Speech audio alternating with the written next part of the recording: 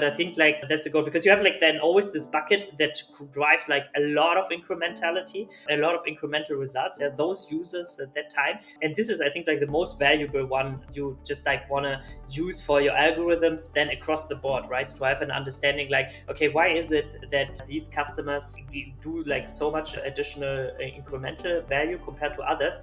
So this is something where things are working really well, and you can have like you can dig deeper to understand it and then use those insights and learnings for your models. So yeah, that's why I think like as a DSP, it definitely helps in running a lot of incrementality tests to just like have this transparency and then use it also to fuel it into your model, compared to just like looking at attribution models with all the challenges the attribution models have.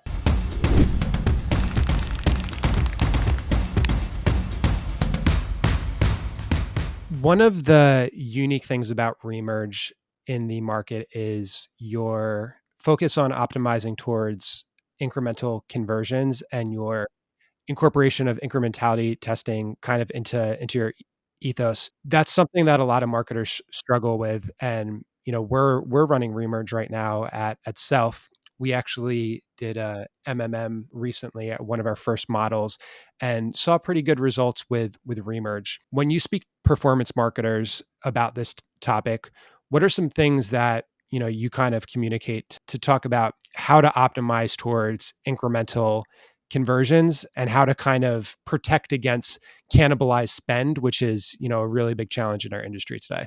Exactly. Like, I agree. I mean, being in our position, obviously we can do what we can control. Yeah, so we can't control the spend you have maybe on other different channels. But that's the point. Like, I think that's where incrementality comes into play, because we can get transparency in terms of what else you're doing independently of what you're doing. But we can just like see what is really incremental, what we do on top of everything else, right? So I think that has always been a key question for a lot of marketers, specifically when you're talking also more about re-engagement, retargeting, because there are already users, you're already like in this kind of hole of what the user is doing. Are they coming back organically? Are they doing a purchase organically? And even if they do a purchase, like is what they're purchasing, are you able like to help them to spend more or less? So there are a lot of questions which you actually can't find out with normal attribution, because normal attribution is like comparably simple, like rule based. Did something happen with this channel, yes or no? And if yes, then okay,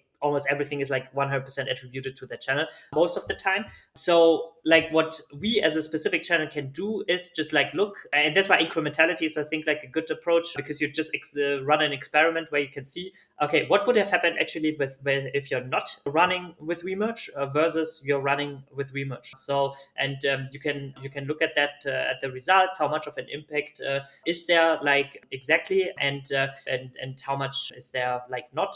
And customers then can use this information to then calculate, is it actually worth it? They can even like, I know a lot of customers, what they do is then they adjust the attribution logic more accordingly, so to balance it a little bit better. Specifically, when you do that approach where across similar channels where you can adjust the attribution settings, then you run incrementality tests, for example, and then see like, oh, maybe you have weighted this channel a little bit more than the other channel. But that's exactly where cannibalization comes into play. Which channel cannibalizes which one, right? So with incrementality, you can get a better feeling and then try to fine tune the attribution settings so that you don't need to run like consistently incrementality experiments, but then like always do it occasionally, maybe once a quarter or so, once a month, and have an understanding like what's going on actually in your media mix there. So this is maybe just like as a summary our approach and where we can support the customers to get more transparency on their buys. I think measuring incrementality testing is relatively straightforward in that there's multiple approaches to do that, and then you can get results from that.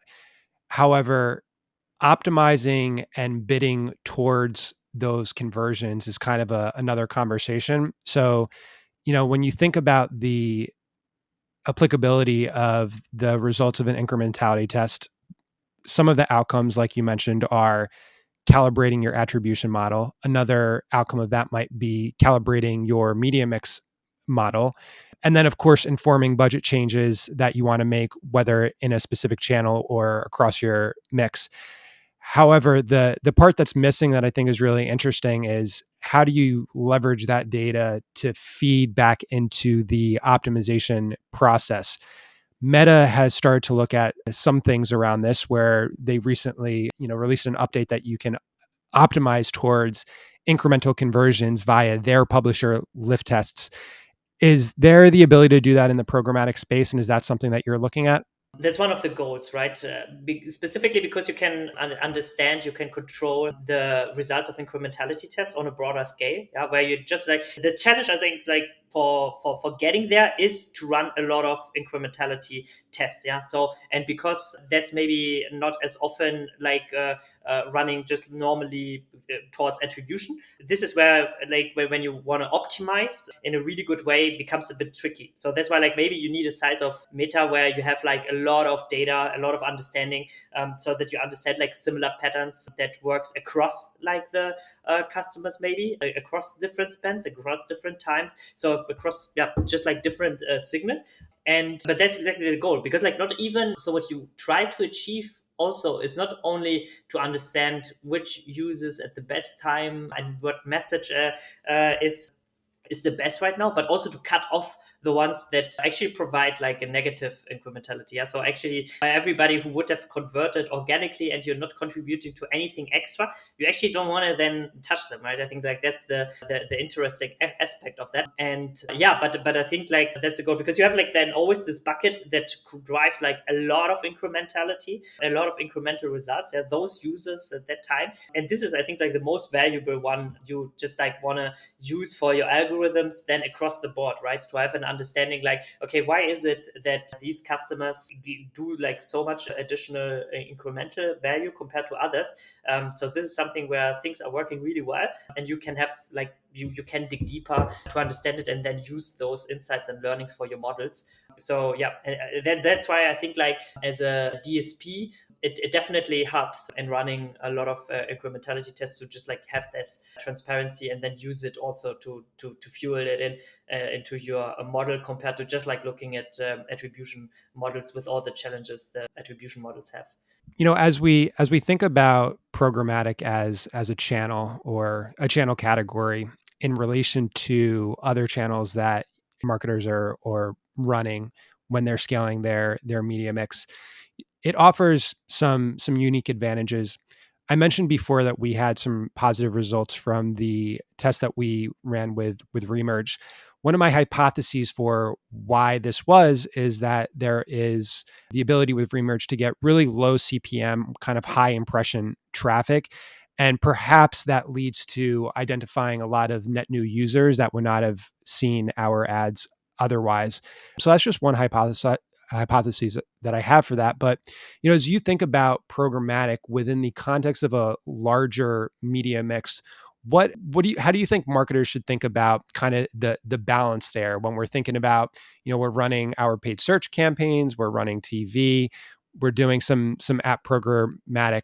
What place do you think that app programmatic sits within that in that space? Like if you imagine the programmatic inventory, it's like all the apps that are being used by people outside of like the classic ones like Facebook and X and so on.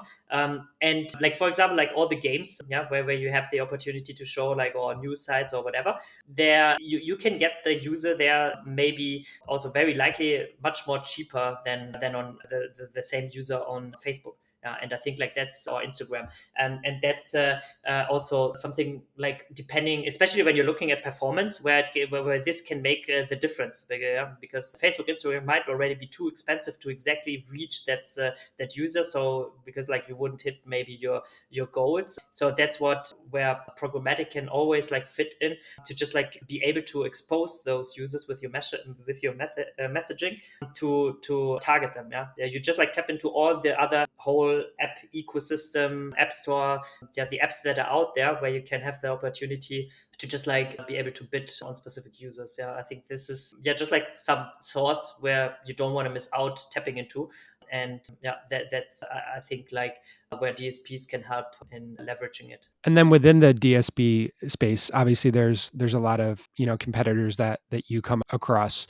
What is unique about what Remerge is doing? Yeah, so I think like what we do maybe differently is I think like that we are focused on app specific, right? App first. So we don't touch like any web, and we have done it from day one. So I think like everything, the whole technicalities, the whole integrations that we have, the goals we drive for our customers are really, I think, like optimized for the whole funnel inside apps. Yeah. And I think like also for apps themselves, that they are very engaging for users, that you can just like do more profit with that. I think like as a brand is where we have always tried to just like optimize the funnel, the flow for that. Yeah.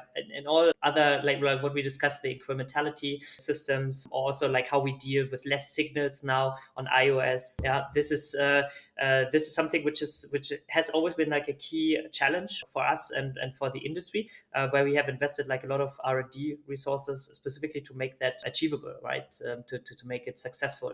And I think, yeah, but when I said that we come from the retargeting re-engagement space, and that we work with so many broad different types of customers, helps us also in understanding like the behavior a little bit better on apps, on the phone, on and what works from the past 10 years, what we have been doing, which we can also use for our models, to just like, yeah, leverage that a little bit better. So I think like that's not like a specific feature, I would say, that makes that differs us from a lot. But I think like specifically to just having done that for so long across the world, across so many different types of customers, with so many users, that we know, is I think something, yeah, that helps us in driving good performance.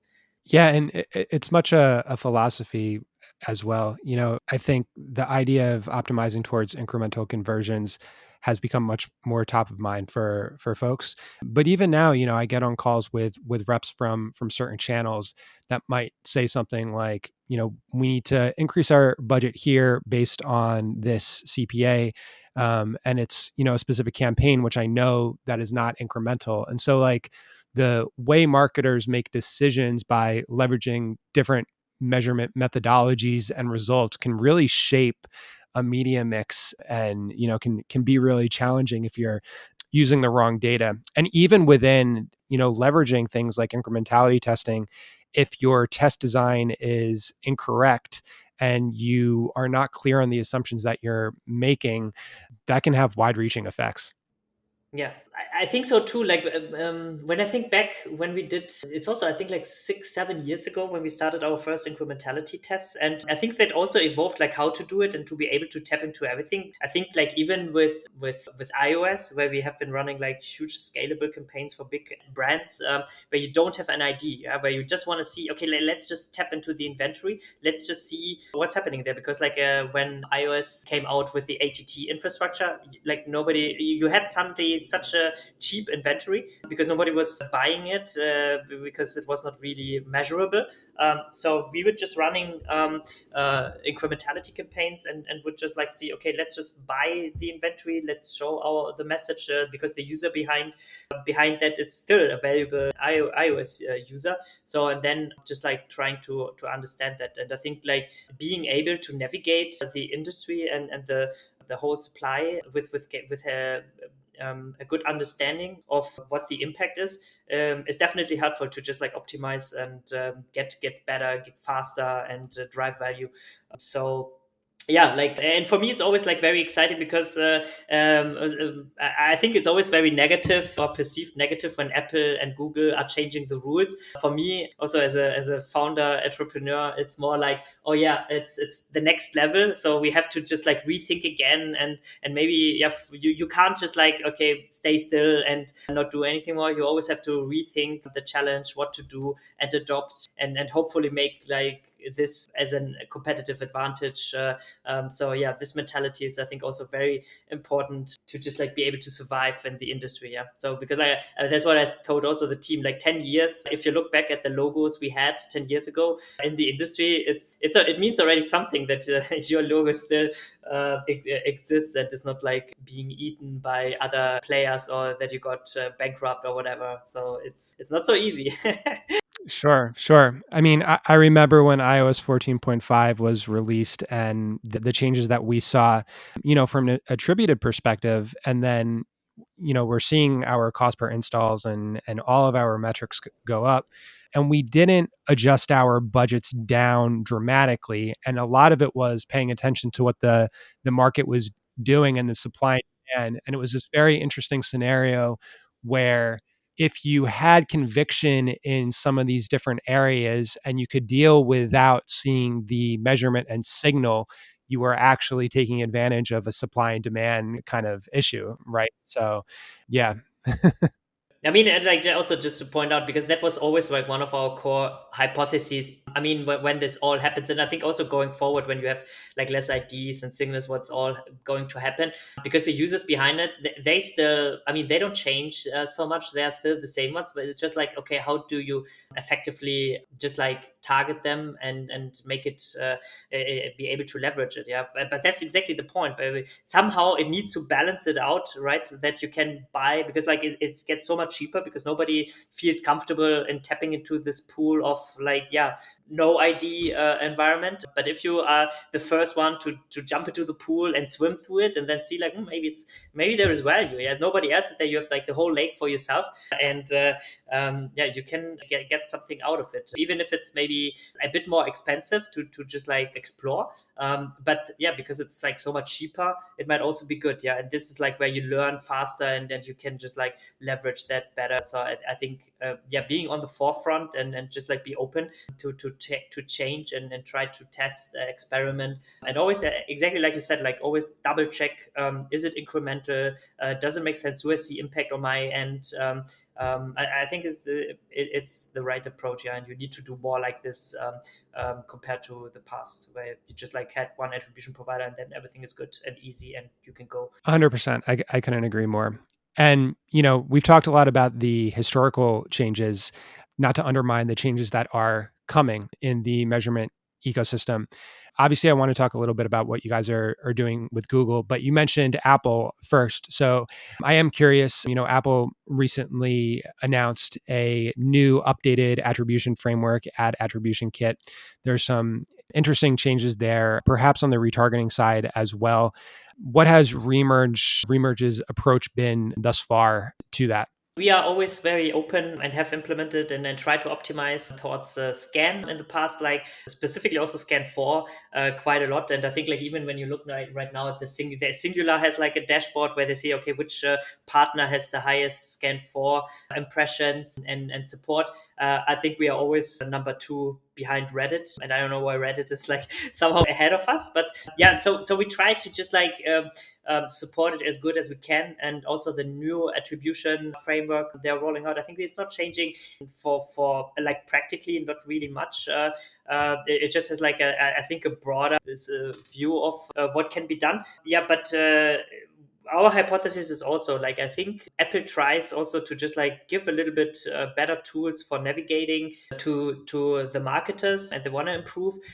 So we also hope that by supporting it, by also learning how measurement is happening there, that we can get better, and at least like also more data points on top of anything else. So I think yeah, we have a team just like focusing on that. We also have like the good contacts, I think, with the Apple Scan team. So that's I think also something that can help us on the retargeting point.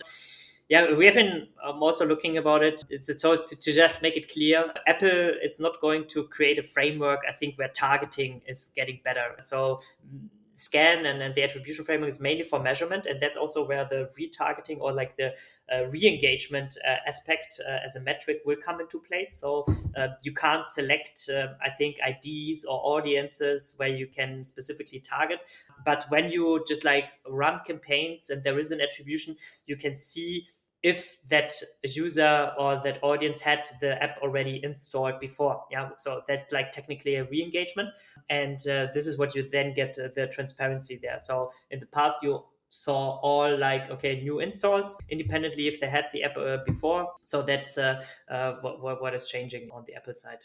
So maybe that's why I said like it's not like crazy big, and that's also not to expect that they will have something like what Android or with the Google is preparing with the Sandbox, to have an alternative targeting framework that is more privacy friendly.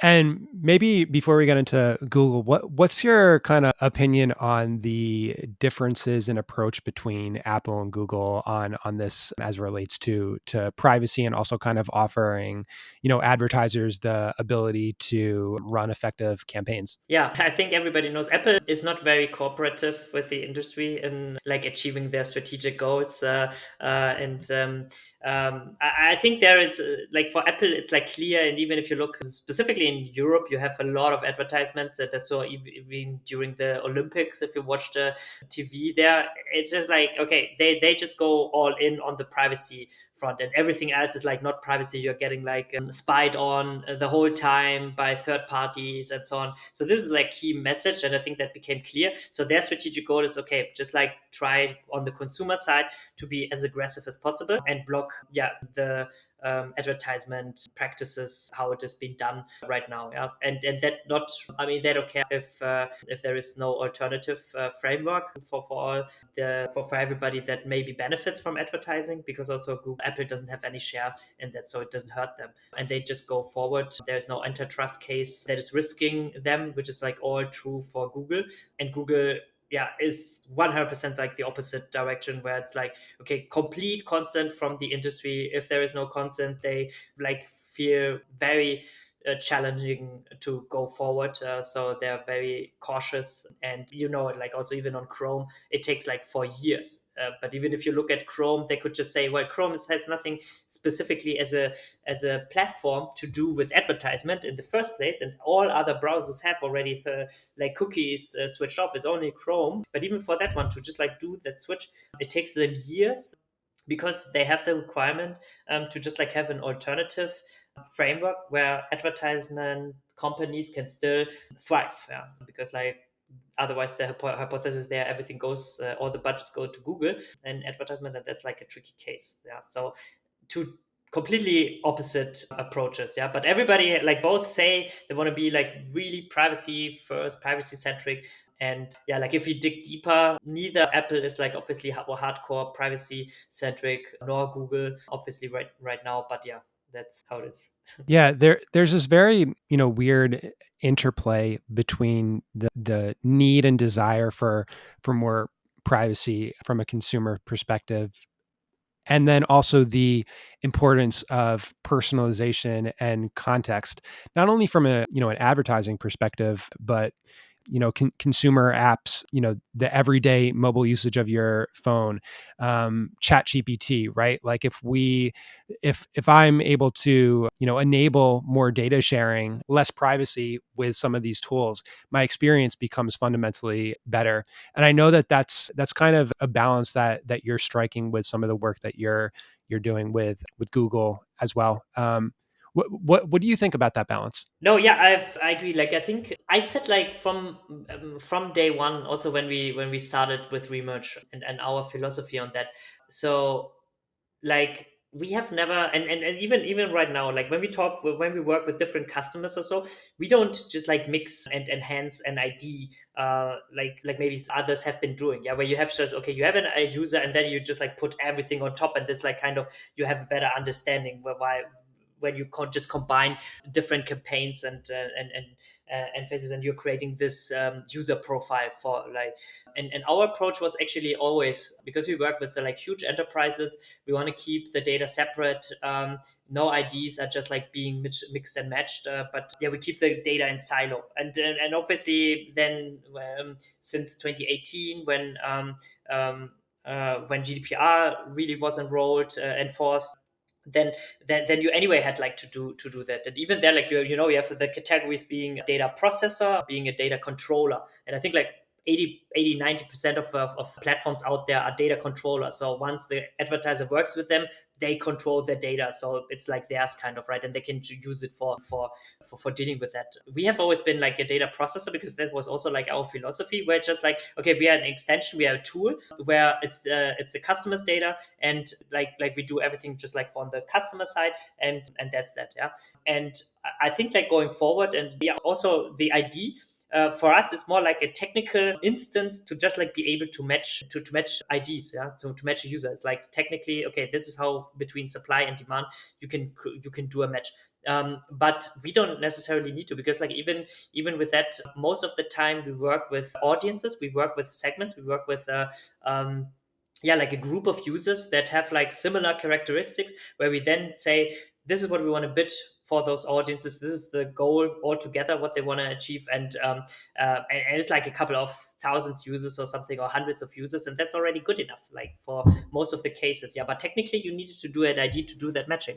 Now with the Google approach, and I think like the key high philosophy of that is just, okay, just don't do targeting based on a specific ID, but just do it on based on audiences. Yeah, so you always have like a group of users, and you don't know specifically which one it is, but those group of users, yeah, you can still do targeting, you can still do measurement, and so on. It is just like designed that you can't just reverse engineer to exactly understand, okay, that was this one specific user, and I'm still able to create like my profile around it. Maybe I'm able to get some address and home address and work address and this and that, right? So that this approach is not able to be done anymore. So I think like the approach definitely makes sense. It's obviously like technically not as easy, because you have to change.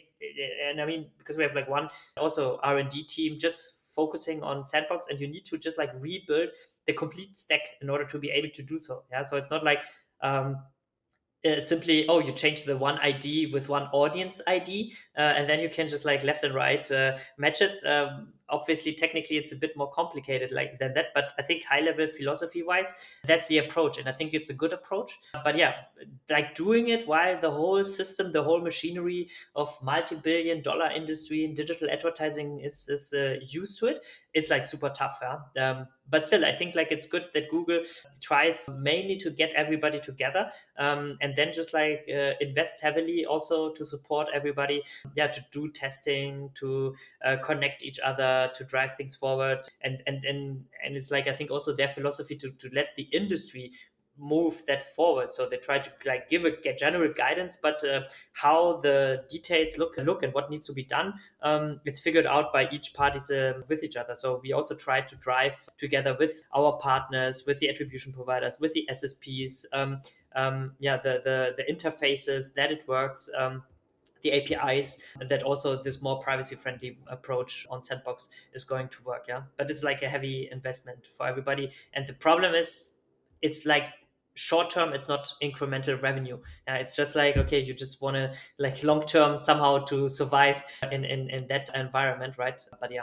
How long have you been working with Google on this? And is that unique differentiator to Remerge compared to, other DSPs in the effort and investment that you put into this? Yeah, I would say so. Like, I think if you would talk with Google directly, Google says that we are the biggest contributor on the Android sandbox specifically. So usually in the media you hear more like the Chrome, because it's more imminent with the third-party cookies. So you have like other players that have been contributing there, but they also don't touch actually Android so much, because it's not as much of a business for them anyways. Yeah. So for us, obviously, because we're app centric, Android is the key element, and I think when it comes about like the methods, the comments, and the whole documentation, we are the biggest contributor, and we do that now. I think like since almost 2 years, where we have like one team completely. I think it's like 6 developers that just do Sandbox. That have every 2 weeks they have a call with Google. We talk like regularly with all the partners in the industry and try to move them forward to do testing, to do experiments, how it works, to have the whole technical setup up and running. And yeah, like I think why we believe it's also strategically important, because in the last 1.5 years, like we are shaping exactly how it should look like. So we know the use cases for all different advertisers, what we have, like the integrations with our partners. So for us being involved and having a seat at the table and say like, oh, you forgot this, you have to add this so that it works, is important for us, and I think like for all our customers. And I think like that's good also going forward. If you work with a DSP that just like starts doing it and implementing it once it's all being done, then it could be that things are missing, then it's like difficult to adopt, and that's like what we try to avoid, and just like really have a good sense of how it's evolving, and then like have a good transition that the performance campaigns are working also in the future. What do you know about, when this investment is going to start paying off, meaning, when these tools are going to start getting published and implemented? Yeah, so obviously there is timeline wise always like a bit tricky. But for us, Android, specifically on Chrome, because they went like, they say they will get deprecated. So it's happening exactly then. And now, they're like in a difficult situation because also of the antitrust things that where people just like say, well, you can't do that. And on Android, I think it has been a bit more clear and not as like crazy with saying like, oh yeah, the ID is going to get deprecated by Q3 2025 or something like that. So they've never announced like a deprecation date. Yeah, they've never actually said they are going to deprecate. There's always what Google is underlying when we talk about it. So they want to be like on that side, safe side. But yeah, talking more about like practicality. So I think like they said by end of this year, early next year, all APIs will be rolled out. And I think like also then it's getting a bit more tricky to change like core elements of the approach. And once the APIs are being rolled out on all Android systems, and I think it will also be backwards compatible. So you have then access to all the Android devices, or like a huge part of the Android devices out there, where you can then run campaigns on Sandbox. Yeah, so that's you will have a live environment which is scalable, where you can test it. And the good thing is like still the whole ID infrastructure will remain. So you will have at least like a year where you can already start testing and can compare and already just like optimize the model. How would be the results look like? How would the results look like when you would run it on ID? How would it run when you run on Sandbox? Yeah, and then you can see already will Sandbox have already some advantages even compared to the ID? Yeah, one advantage is obviously you can't opt out of the Sandbox. Yeah, so everybody is addressable. It's like all the same rules for everybody. So like because even right now you have like maybe some Android users that don't share an ID. You can still set it off like or switch it off in your settings. So now they get a bit more better addressable. So that's I think like some interesting aspect how it can get like. Plus you will also get like additional signals with some of the APIs. Google will also provide like with the topics APIs there will be new signals. So I think that it will be exciting, and that all will happen next year. Next year maybe like still very technical, but like at least like the first half of the year. The second half of the year I think you can really start comparing and seeing some good business cases and scalable campaigns when we have like a better infrastructure, when the SSPs have that implemented, when attribution. So if technically everything works, I think that will be exciting. And then if that works, then we'll see what Google says next, if they are really going to change their approach on IDs. If right now, like on online, they're also saying, well, okay, they are not deprecating third-party cookies completely, so there will be a consent and the user decides, like similar what we have with ATT. So like if you would ask me, that's maybe something that could come in also on Android, where you will have like at the beginning, or if an app is open, whatever, where there will be constant asked like, you want to share your ID, yes or no. If not, you will have like still the Sandbox. But at least like it's likely maybe at least at the beginning that we will have like you will have IDs or some IDs to target, and for the others they might opt out like you have on Apple. But this is hypothetical, so we don't know exactly, but I think something like that will definitely happen. Right. And I know that Remerge produces a ton of great content on this stuff on your website and blog. That's definitely something I'll include in the episode links that folks can check out to read more and learn more about these changes. Speaking of hypotheticals, with the last couple minutes of the podcast, love to get some predictions from you on what the future might look like. One of the interesting things, I think there wasn't a attributed author on this, but there was a article on your blog about kind of some future changes and future predictions to the industry, and some interesting thoughts about how generative AI and programmatic may work together to kind of create a more automated creative experience.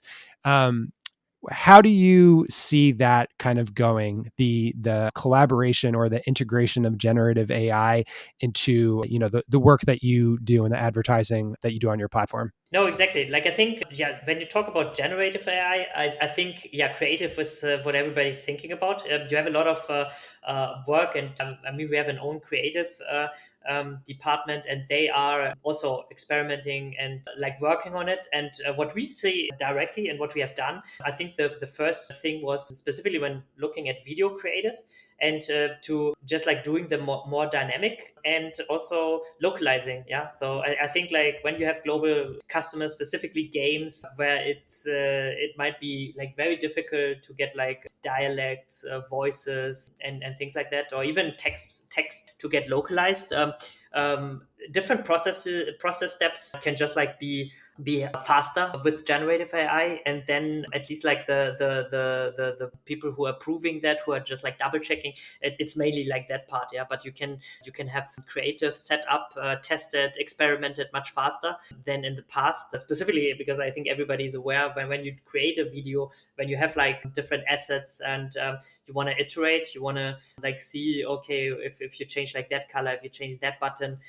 So yeah, usually have like manual people, and that is also what we get requested so many times. They would like to do that, they would like to experiment, but they don't have the resources internally. So yeah, this is, I think, like when you look at the different processes and what you can do, that can just like scale things up. So we see it already happening. It's already quite advanced, I would say. And yeah, and that helps, I think, in performance marketing, and just like, because like a lot is about experimentation and getting the message right, and yeah, generative AI, I think, like definitely helps there. Right. I lead a lot of our creative production efforts at Self, and obviously we're always experimenting and want to, create as much of a personalized ad experience as possible, and do a lot of persona testing. And, as you were talking about this, I was just thinking about the fact that, we may develop personas and say, okay, we know that, our customer base tends to fall within this age range, this gender, dealing with this issue, will create this thing. But imagine if it could be personalized to the user level, or to some very specific audience level, and ads were automatically created based on the specific things that person is dealing with, specifically what they look like. Right? There's some really interesting, yeah, thought experiments there. Yeah, exactly. Like I agree. So, and I think like, and I don't know if you have already like some documentation, or like some materials, case studies or so, to see like the results there. But as I said, like I think it's definitely, when you think about scaling and what to do, and maybe also finding like some interesting insights, what works and why. Like you have, so reverse engineering it. It's also already like very helpful, and that can help you in all other channels. Yeah, in TV and what you're doing, which then closes the loop. So yeah, I think that's good. And then in programmatic, it's maybe comparably not so expensive also to test it out, and get all those learnings that you can use for your broader strategic campaigns. Yeah. 100%. Yeah. I've always believed in the ethos that you test small and scale, meaning that you're not going to, use messaging and testing on a $200,000 TV ad before testing it in a bunch of different places to make sure that it works. Last question. So the first time that we connected, we were kind of talking more about just like, mission in life and lifestyle and things like that. And you mentioned that you love what you do. A lot of folks at Remerge love what they do. You just celebrate your 10 years, and you're not stopping. You don't want to retire anytime soon. You're like, I'm in this, right? As you think about Remerge over the next 3 to 5 years? Where do you see it going at a high level? Obviously, a lot of the work that's being done on the privacy side is going to continue, but what are some things that you're kind of super excited about, and what does that roadmap look like for the foreseeable future? As I said, like, I mean, for us, because it's just like constantly changing the industry, it always keeps us busy, and it's very exciting. It's like always a new challenge. And not only, like, I think from the outside factors, yeah, what Apple is doing, what Google is doing, legislation, competition, and things like that. It's what's happening, but also internally, right? Where we try to grow, where we try to mature, where we have so many people that just like also get better, get bigger, and it's super exciting to just like see that this whole organism somehow just like gets it grows up. Yeah, it's really exciting, and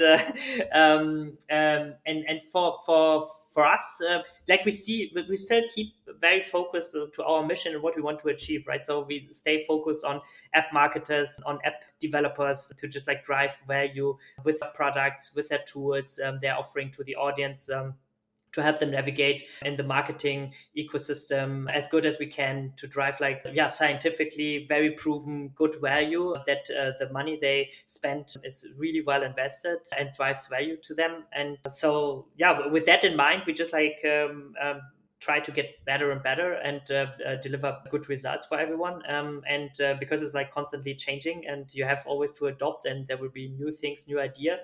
So we try to, yeah, still be innovative and be creative, and yeah, just like do something good for the industry. So that's why I think we are also, everybody's motivated, everybody has fun.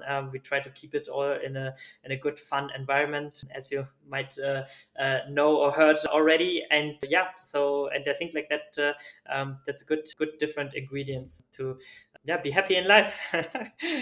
100%. Yeah. Yeah. And I'll put the 10th anniversary post in the comments as well. There's some interesting costumes to check out that post. Yeah, we are known for our, like, yeah, theme parties. Like every anniversary we have like a specific theme, and in Berlin, where we mostly do that, it's already quite known in the industry, and everybody comes, and it's like, yeah, a lot of fun. So Amazing stuff. Thank you so much for being on the show. Paul, thank you, and good luck with everything, and speak to you soon.